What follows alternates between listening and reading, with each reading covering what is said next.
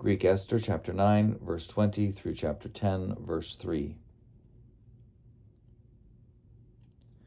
Mordecai recorded these things in a book and sent it to the Jews in the kingdom of Artaxerxes, both far and near, to institute these days as holidays and to keep the 14th and 15th days of Adar.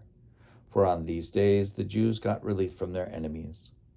The whole month, namely Adar, in which their condition had been changed from sorrow into gladness and from a time of distress to a holiday, was to be celebrated as a time for feasting and gladness, and for sending presents of food to their friends and to the poor.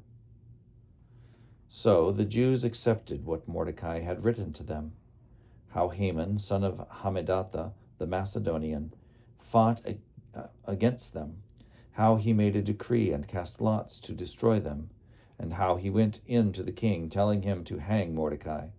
But the wicked plot he had devised against the Jews came back upon himself, and he and his sons were hanged.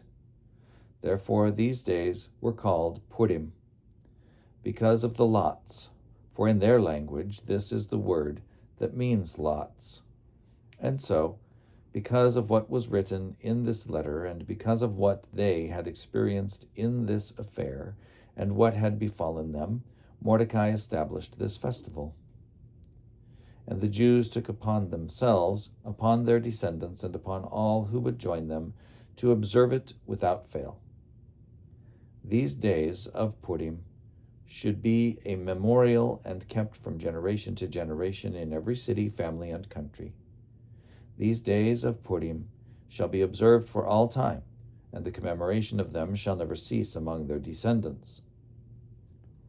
Then Queen Esther, daughter of Amminadab, along with Mordecai the Jew, wrote down what they had done, and gave full authority to the letter about Purim.